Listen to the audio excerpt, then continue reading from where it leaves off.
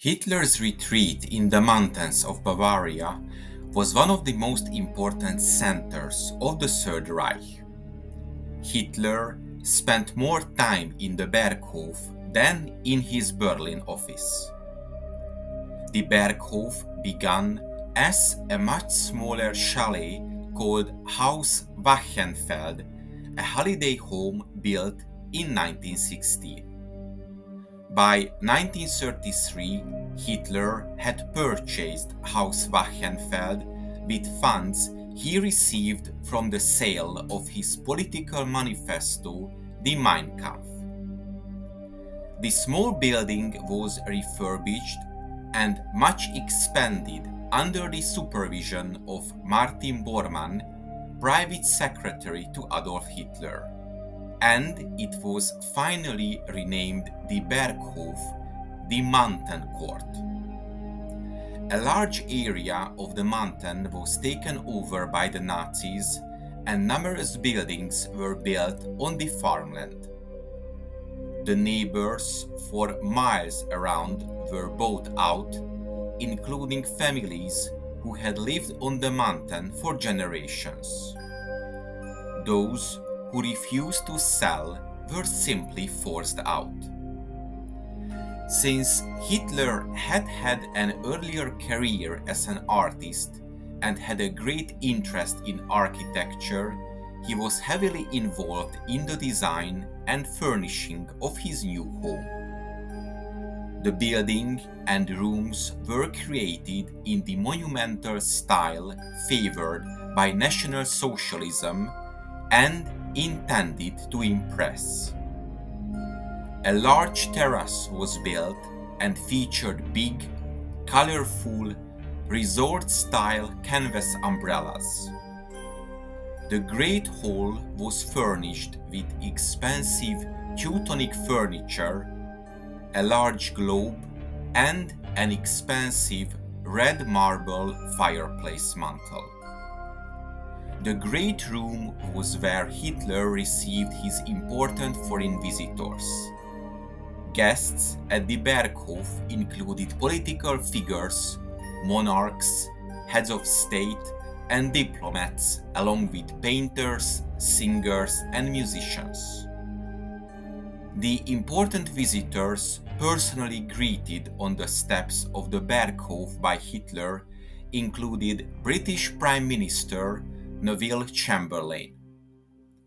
The Great Room was huge and had an enormous picture window that looked out the view of the Untersberg mountain in Austria.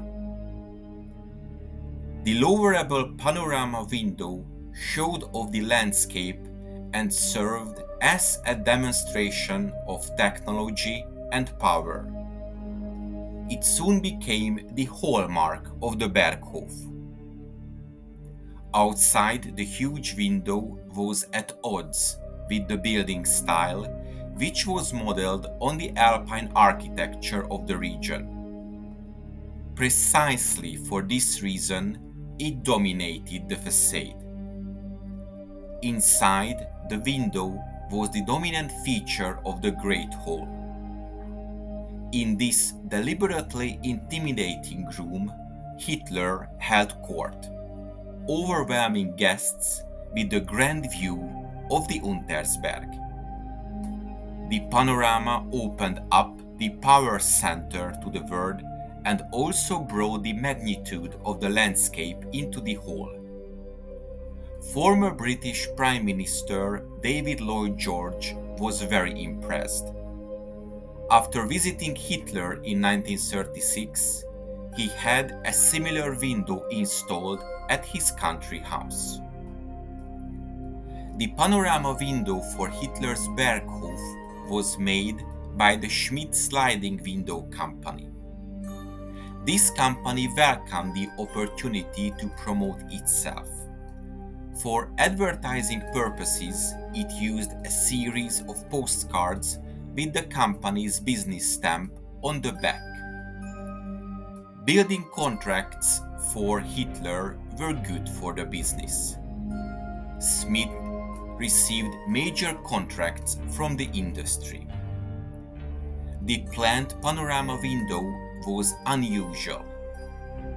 Technically, its designer was exploring a new territory. Josef Lang designed a window measuring 32 square meters that was supported by slender wooden struts. A system of counterweights and pulleys allowed the heavy panorama window to be lowered easily. Lang supervised the installation at the Berghof and was very proud of his design. The Obersalzberg was bombed by hundreds of British Royal Air Force Lancaster heavy bombers on the 25th of April 1945. At least 2 bombs struck the Berghof. Retreating SS troops set fire 4 days after Hitler's suicide in Berlin.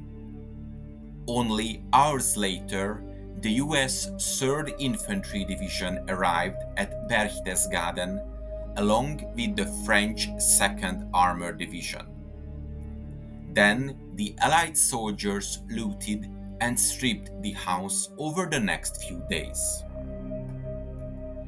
When the war ended, the Berghof was damaged, but it was mostly intact in spite of the heavy bombing raid.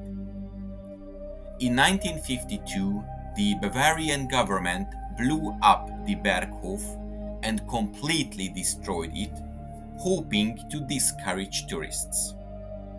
Later, the rubble was carried away, leaving little more than the foundation walls along the back of the building. I hope you enjoyed this episode, and to make sure you don't miss my future work, please make sure you are subscribed to my channel and press the bell notification button. Thank you, and see you in the next video.